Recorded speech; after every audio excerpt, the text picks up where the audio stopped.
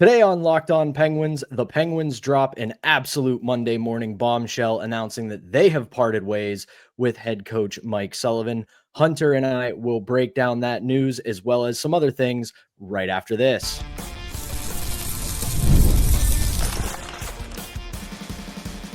You're Locked On Penguins, your daily podcast on the Pittsburgh Penguins, part of the Locked On Podcast Network, your team every day.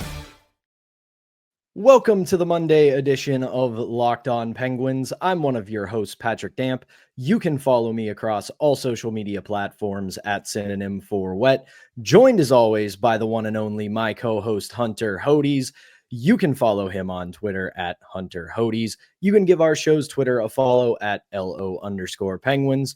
And of course, we appreciate you making us part of your daily routine. Don't forget that we are free and available wherever you get your podcasts, as well as YouTube and the Roku channel. Plus, if you're following us on YouTube, go ahead and hit that notification button. That way you can be among the first to know when we drop our daily Monday through Friday episodes, including this one, which brings us an absolute bombshell of a news drop on Monday morning. We will get into that in just a second. But first, today's episode is brought to you by the Amazon Fire TV Stick 4K. Turn any TV into your Xbox. No console needed. Head to amazon.com/Fire TV Locked On to learn more. So, Hunter, let's jump right in. The Penguins announce an absolutely shocking news development on Monday morning, saying that they have agreed to part ways with head coach Mike Sullivan. He has been the Penguins head coach since the 2015-2016 season when he replaced, here's a name from the past, Mike Johnston as the Penguins head coach. And from then on, the rest was history. They win the 2016 Stanley Cup. They repeat as champions in 2017. And it has been a bit of a rocky few years for the Penguins organization. Now, they have not won a playoff series since they beat the Philadelphia Flyers in the opening round of the 2018 Stanley Cup playoffs. They went on to lose to the Washington Capitals in their third consecutive second round meeting in 2018. From then, it's a spotty history. 2019, they're shockingly swept by the New York Islanders in the opening round. Then in the COVID-19 pandemic bubble playoffs, they lose to the Montreal Canadiens. And then they lose again in 2021 to the New York Islanders in the opening round. Then in their most recent appearance in the Stanley Cup playoffs in 2022, they lose to the New York Rangers in Game 7 overtime. And they have not been to the Stanley Cup playoffs since. Now, that is probably the best place to begin when it comes to the parting of ways of Mike Sullivan. The thing that I want to say about this is it's ambiguously worded the way they framed this. They made it sound like we're both going our separate ways. This is what's best for both involved. But if you really read the tea leaves, I gotta be honest, my first thought was Mike Sullivan has been fired. It's interesting because there was a really cool tweet from Adam Crowley this morning. I believe I sent it to you. And some people are going to see the Crowley tweet and be like, oh, I'm not going to believe him. Crowley is a really good dude in Pittsburgh sports media. And the tweet was, he says, I received word yesterday that Sullivan and the Penguins will be parting ways. He reports the team met with Sullivan yesterday. Sullivan had a list of non-negotiable demands. Dubas and ownership said thanks, but no thanks. So if that's true, what are these non-negotiable demands here? No Achari contract extension. I joke, but it's just, I got to have a little bit of fun on this. But like, what are those non-negotiable demands? Like, have them spend a ton in free agency, something like that. I don't know. It's worded pretty interesting. I'm sure we're going to get word at some point about this a little bit more in depth. If I hear anything from a couple of people, I'll be sure to share if I can on the show. But also, Pat, this is what I get for sleeping in on an off day. This drops at 9 a.m. on Monday. I sleep in 20 minutes later. I wake up with 30 texts on my phone, plus a whole bunch of people DMing me being like, wake up, what the heck just happened? And yeah, man, I'm stunned. We both said on this show last week that, yeah, we expected him back. Mike Sullivan himself said, yeah, I still expect to be the head coach.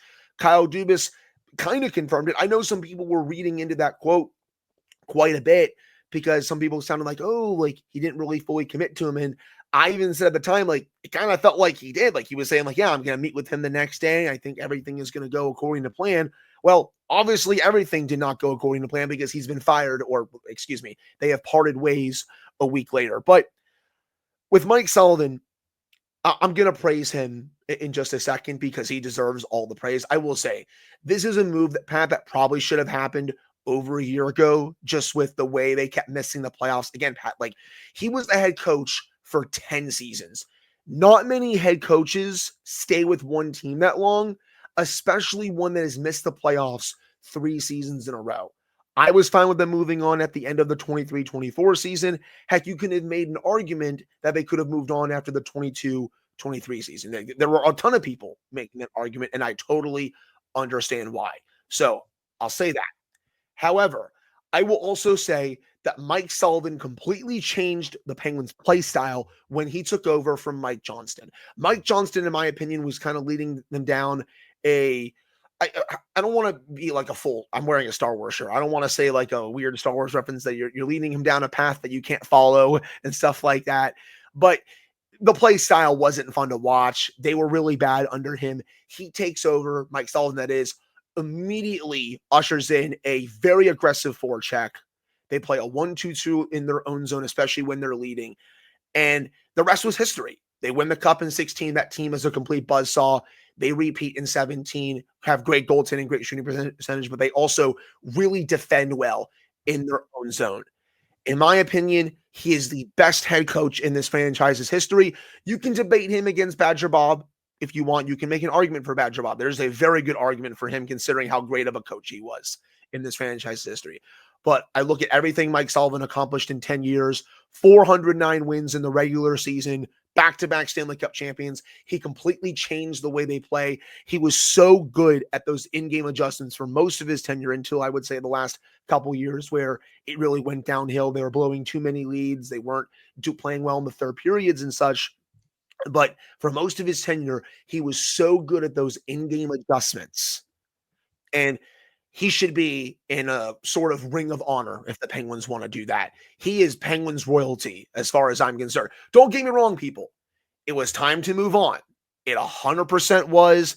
The end of his tenure was not very good. But when you look at the overall body of work, in my opinion, he is the best head coach in the franchise's history, and he deserves flowers. Like he is going to get, in my opinion, when he gets back, a raucous ovation. I think he's probably going to be the head coach of the Rangers next year. I would not be surprised if he's been on the call with Chris Drury for the last hour talking about that job because he is immediately the Rangers' #1 candidate. We'll get into some candidates for the Penguins coming up here in the second segment. But he is Penguins royalty, and they do not win those titles without him. So I just want to give him his flowers because they are deserved. I'll say without any hesitation and with my full chest, he is the best coach in the history of the organization. Obviously, Badger Bob Johnson made an indelible mark on the franchise. They quite literally use his phrase as the team motto with "It's a great day for hockey," and he really changed the course of this franchise's history. But when you look at the body of work, it has to go to Mike Sullivan with Badger Bob at number 2. Now, there was something you said that I do think is a good connective tissue to what I believe happened over the weekend or whenever this actually came to pass, because if you know anything about the business of sports, especially once your team is no longer playing, people like to have weekends again because in season you don't have them. So they might have made this decision on Friday evening and then said, we're going to wait until Monday to come out with this. We'll drop it at the start of business on Monday morning. But the connective tissue that I want to talk about real quick before we head to break and talk about what could come next is you brought up Mike Johnston and why they got rid of him. Mike Johnston was at odds with the roster that he had when he took over as the Penguins head coach. Jim Rutherford at the time had built a team that had a lot of skill, a lot of speed, and needed to play an up-tempo style. Mike Johnston had them playing a very conservative game. It was defense first.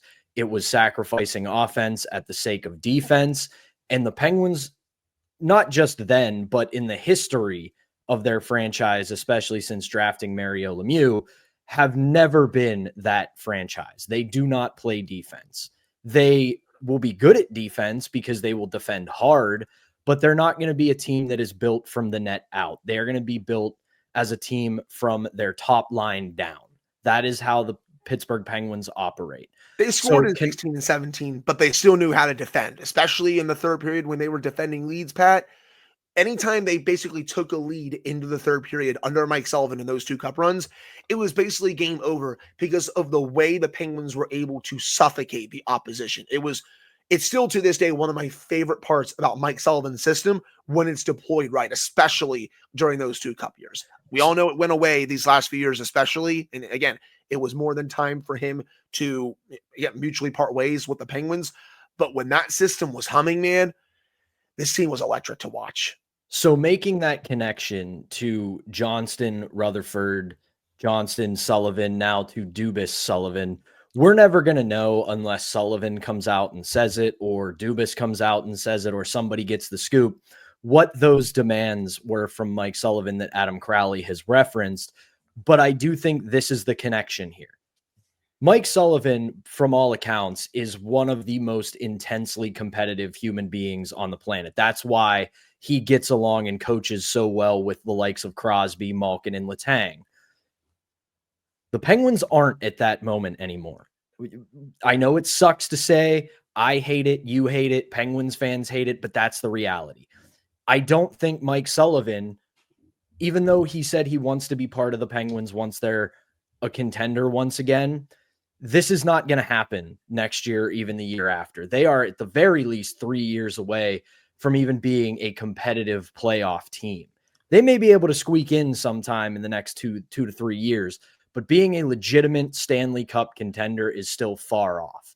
And if this was that kind of disconnect, that it might give us some hints to what this was. The disconnect was Kyle Dubas has a long-term plan for this franchise. His plan is to not just build a team that has a wobbly foundation but looks very good and can win in the short term. He wants to shore up a foundation that will not collapse once a couple things go wrong. And that takes a while. So for Mike Sullivan, an intensely competitive coach who has seen the top of the mountain with this franchise, I think he probably saw the writing on the wall and realized, listen, I love Sid, I love Gino, I love Tanger, I love the city of Pittsburgh and the Penguins organization, but the time has come for us to move on. And he probably, and again, this is speculation, don't have any sourcing on this, he probably wanted this team to take another shot, especially after the way Crosby played this year, the way some of the young guys started to mesh in, and you mix in the cap space and everything else. And Dubas probably said, listen, it'd be real easy for me to do that, but I'm here to make hard decisions. And the hard decision is I got to get this team back to actual contention and not just a one-year sugar rush that is going to push this rebuild so much further down the road that it's going to make the dark days even darker. But that is going to do it for our opening segment. When we come back, what's next for the Penguins? What's next for Mike Sullivan? Well, it's April 28th, so hard to say, but that's never stopped us from speculating here on this show. So we're going to do that when we come back right after this, but we've got to tell you about today's first sponsor, and that is Monarch Money. Ever check your bank account and wondered, where did all my money go? Between dining out, online shopping, and entertainment, it's easy to lose track. That's where Monarch Money comes in, your personal CFO, giving you full visibility and control over your finances. Monarch Money, it's not just a budgeting app, it's a complete financial command center. You can track all of your accounts, investments, and spending all in one place, so you stop just managing your money and start building wealth. The all-in-one convenience of Monarch Money, that's the single best thing about it. Instead of juggling between multiple apps, whether it's your online banking, your investment portfolio, and anything else you might use to budget your finances. It's a one-stop shop so you can check the finances, manage your spending, and even plan long-term goals. So take control of your finances with Monarch Money. Use code LOCKEDONNHL at monarchmoney.com for 50% off your first year. That's monarchmoney.com, code LOCKEDONNHL for half off your first year. Welcome back to the Monday edition, a breaking news edition of the Locked On Penguins podcast. I'm Patrick Damp alongside Hunter Hodes, and we're going to continue our conversation here about the shocking Monday morning news drop that the Penguins have parted ways with head coach Mike Sullivan. And Hunter, genuinely, it is hard for me to say what comes next here because I did not expect this. You said it in the first segment. We were fully under the impression that Mike Sullivan, at the very least, barring a disastrous year next year, would at least play out his contract with the Penguins. And then maybe they just decide, hey, we're not going to retain you after this year. Go on your merry way. Thanks for everything. See you later. Then to find out Monday morning they part ways with him, he's suddenly probably the best coach on the market right now. And there's no shortage of openings for him right now. The Rangers, the Boston Bruins, the Chicago Blackhawks, the Philadelphia Flyers, the Anaheim Ducks, and Seattle Kraken. So this is where I want to start with this. I have no idea where the Penguins are going to go next. So before we get into that, if I look at that list that I just put out, because there's still a couple other interim head coaches that might not get retained. So some other teams might get added to this list, but let's be real here. It feels like the most obvious fit, but I do have a dark horse fit that I'll say after I say this. The most obvious fit feels like the New York Rangers. Oh, 100%. I mean, he's probably been on the phone with Rangers general manager Chris Drury for the last hour. Honestly, we're recording this a little after 10 o'clock. So he's probably been on the phone with Drury for a while. I would definitely think he is the top option there. And it would kind of surprise me a little bit if he doesn't coach the Rangers next year. That's a team that still, I think, wants to win next year. They were really disappointed with the way this season went. And when Drury was kind of talking during their end of season press conference, he was kind of hinting that, yeah, they want to take another swing at this next season and get back to the playoffs. Well, Mike Sullivan can help you do that. And I think the Rangers will very aggressively pursue him. I think Boston makes a little bit of sense if they want to go down that route as well, but I think they should also rebuild/retool. I don't really like a lot of their team right now. He's also coached the Bruins before, so this will be his second tenure there. But if I had to say, like, what's next for him, the Rangers make a lot of sense. But going back to your theory, Pat, it actually is a good one because you're right. Like, this team, they're probably not going to make the playoffs this year. If Kyle Dubas really wanted to, he could spend up to the cap, be aggressive in free agency, and be like, yeah, Mike, let's try to sneak into the playoffs this year. Just using that as an example. But Dubas doesn't want to do that. He literally said this during the press conference at the end of the season.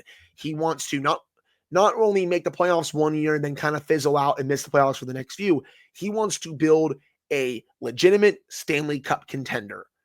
And it's a good theory where maybe Mike was like, really thinking about it, maybe I don't want to stick around for this season and maybe in the next season because there's no guarantee that they'll make the playoffs 2 seasons from now, even though we both think that's going to be the year when they get really, and I mean really aggressive. They're going to get a little bit aggressive this summer, at least with some trades, but I still don't think it's going to get to the point where they're going to make the playoffs this upcoming season. I think the season after that is probably the best case scenario.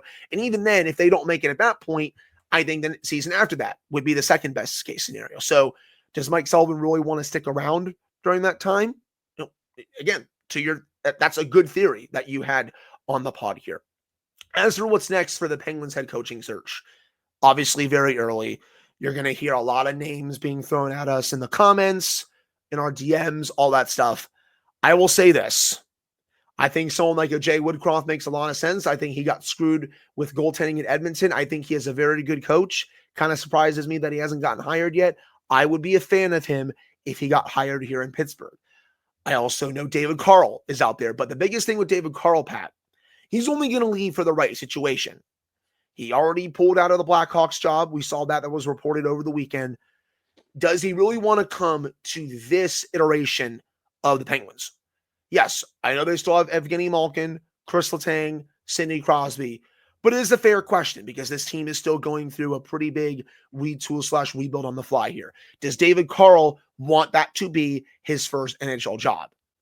We don't know, but still, you'd probably lean towards no, because he probably wants to go to a team that is ready to win right now. If they were to hire David Carl, I would love it. I think he is ready to coach in the NHL right now. He would be one of my top candidates. I also know Rick Tocchet's name is going to be thrown out there because of the situation in Vancouver. They're offering him a contract. They're trying to make him one of the top paid coaches in the league, but is it going to be enough? Now, if he's on the market, I think the Penguins will go after him. But I want to offer up this take, and I think this might be a little bit controversial. I think Rick Tocchet has a hell of a PR team.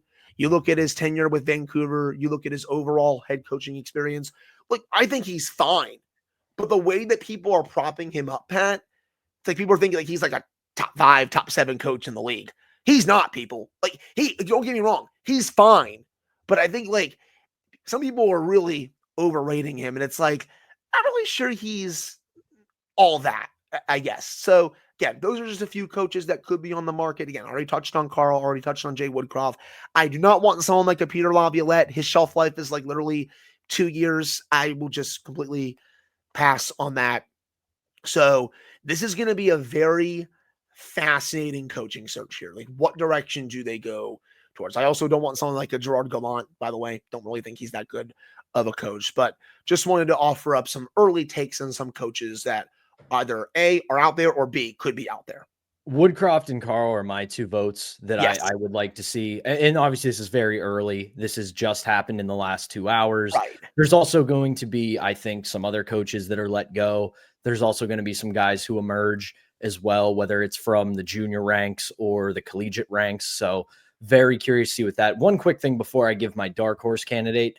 I agree with you on the Tocchet thing. I don't think he's bad, but I think there was a lot of potential there because you look at who he had coached prior to going to Vancouver. It was a lot of teams that were just in disarray, including the Coyotes. And so much of their dysfunction could not be placed at the feet of the coach. And he does really well as an assistant with the Penguins, big part of those Stanley Cup wins. And the past couple years in Vancouver, you can shake your head at some of the moves Rutherford and Alvin made, but at the end of the day, he gave Tocchet a team that might not be a top tier Stanley Cup contender, but a team that should go on a run. And then you look at all the dysfunction happening. Now, a lot of that, I can't place all of it on the head coach because sometimes people just do not mesh well. It just, you think on paper, it looks like this is going to be great. Everything's going to work. Think a lot of players who have come into the Penguins organization, included the top tier example, Brassard, looked like he was going to help us sleepwalk to a 3rd Stanley Cup, and it just didn't fit. But you look at where Vancouver is right now. That should be a team that's going on runs, but they're not.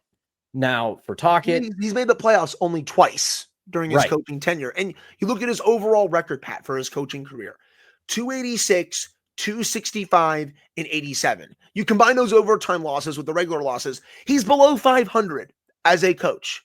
Like, again, I think he's fine. I think he's going to be a candidate in several places if he doesn't work out in Vancouver. But it again comes back to what I said.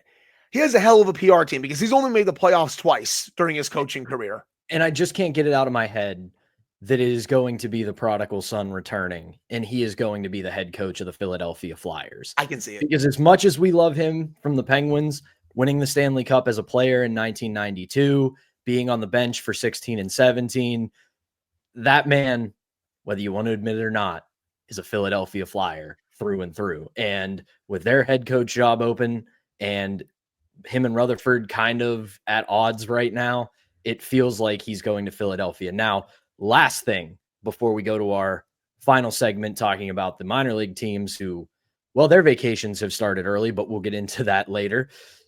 My dark horse candidate for Sullivan for a team is Chicago. I think he may not want to be part of this Penguins rebuild because he has seen where this organization has gone.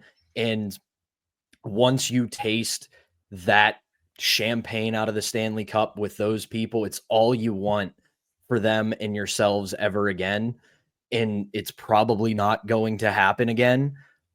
But he's got a little bit of a history with the Chicago Blackhawks. He was their player development coach before he was plucked out from there to be Wilkes-Barre's head coach before coming the head coach of the Penguins. And then you look at Chicago right now, a lot of cap space. They've got Connor Bedard. They've got some other draft picks on the way. They've got a young general manager in Kyle Davidson, who that is a guy that he can work hand in hand with and build a team in the image he helped build one here in Pittsburgh. And you've already got the main piece. And I've said this about Chicago on the show. They've got their goaltender. They've got Spencer Knight. That's usually one of the hardest things to get when you rebuild, is that franchise number one starting goaltender. And Spencer Knight looks like he can be that guy. So you've got two really good key pieces in the organization. You've got a future superstar in Connor Bedard and a lot of potential. You bring in the hotshot coach who's worked with legends, won the Stanley Cup, done a lot of really good work. That'd be a big get for the Blackhawks. That's a good one. I actually really like that theory from you. It would be big because you bring that coach around that young core, especially with Bedard, and you kind of just let him loose a little bit. This year, I don't want to really say that he really fell short of expectations, because when you look at the players that he had on his line, it's like, come on, he needs a little bit of help. And I also think this is a Blackhawks team that is ready to start also mobilizing a little bit. They were really bad this year. They want to take that next step. And as of right now, they're not even close to making the playoffs. So it's a good dark horse, but I still think at the end of the day, the Rangers are by far and clear the top favorite. And again, I think he's been on the phone with them for well over an hour and probably will be throughout this week here. But yeah, man, completely stunned by this. But just to end this second segment before we get to both Wheeling and Wilkes-Barre getting eliminated, because the vibes with the Penguins organization are just really funny right now in a lot of ways. Just want to say this. Thank you, Mike Sullivan, for all the good times. Thank you for the back-to-back Stanley Cups. Thank you for making this team so much fun to watch again. And he deserves to be in the Ring of Honor. Penguins royalty, as far as I'm concerned. Again, it was very much time to move on. It's been time to move on for over a year for me. I called for this to happen last year when they missed the playoffs for a second straight year. But I hope this doesn't really, I guess, mess with people's minds and not have them realize how good of a coach he was for so long for this team. He was the perfect coach at the perfect time, yes, for an organization that needed a refresh. Yeah. And you cannot talk about the legacies of Sidney Crosby, Evgeny Malkin, Chris Letang, and I'm going to say this name, and I know it's going to be a little polarizing, and Marc-Andre Fleury, without talking about Mike Sullivan. So thanks to Mike Sullivan for 10 awesome years. He really helped revitalize the franchise when it needed it, brought us 2 Stanley Cups, really seemed to reinvigorate the core's energy and bring them back to the place we needed them to go. So tough to see him go, but at this point, it feels like it was probably well past time. But that is going to do it, at least for now, in our talk about the parting of ways of Mike Sullivan in the Pittsburgh Penguins. When we come back, like Hunter said, the vibes, they ain't great in the organization right now, because over the weekend, both the Wheeling Nailers and the Wilkes-Barre Scranton Penguins were eliminated from their respective playoffs. We'll get a little bit into that really quickly to end the show when we come back right after this. But first, we got to tell you about today's last sponsor, and that is Wonderful Pistachios. Looking for a snack that is both delicious and nutritious? Crack into a good source of protein with Wonderful Pistachios. Wonderful Pistachios is one of the highest protein nuts, with each 1 ounce serving giving you 6 grams of protein, which is over 10% of your daily value. Plus, they are packed with fiber and those better for you unsaturated fats to help keep you feeling fuller longer. I am a big fan of the no shells variety. I've got them right downstairs in the cupboard, and I've got a bag of them at my desk at work, because when I'm on the go, when I'm busy, when I'm cleaning the house or at my desk at work, and I need that quick protein boost. Wonderful Pistachios, no shells is right there for me. But if you like that satisfying crack, the in-shell classic option is always right there for you as well. So get snacking and get cracking with the snack that packs a protein punch. Visit wonderfulpistachios.com to learn more. Welcome back to the Monday edition of Locked On Penguins. I'm Patrick Damp, running alongside the one and only Hunter Hodes, and let's just keep the bad vibes going, shall we, Hunter? The Wheeling Nailers eliminated in 5. The Wilkes-Barre Scranton Penguins swept in 2. It has not been a great few days for the Pittsburgh Penguins organization, but if I can bring some good vibes and some optimism in all of this, I have got to, again, as always, we got to get her back on the show at this point. Taylor Haas of DK Pittsburgh Sports. Just, I don't know where she finds the time, energy, and motivation to do all of this, because she covers the Penguins, and then she'll cover the baby Penguins, and then she'll cover the Wheeling Nailers and bring us great coverage of all of it. I don't think she sleeps. She's probably not human, but she's great at what she does. After the baby Penguins get eliminated, she gets a one-on-one interview with goaltending prospect Sergei Murashov. And dear God, for being 21, he is the most mature 21-year-old I have ever heard of. He essentially says this quote that, just, again, how can you say this at 21 years old? I can't imagine me being this profound at age 21. It is a part of the journey and part of life, Murashov said, and this feeling is the greatest motivation for the future. Despite not getting a lot of help, both with the Wheeling Nailers and then the baby Penguins in that short amount of time, you look at his numbers and you think that's not very good, but then you watch the tape, he got next to no help, whether it was a lack of goal scoring or a lack of defensive play in front of him. He gave both teams great chances to win and got failed by the teams in front of him. But then you look at the way he talks, and he takes full responsibility for it. But Sergey, I'm sorry, buddy, you can't score the goals too. He has nothing to be sorry for. He just had one heck of a season for both Wheeling and Wilkes-Barre. Short sample, not short sample sizes. Well, short series can be very fickle. So he really has nothing to apologize for.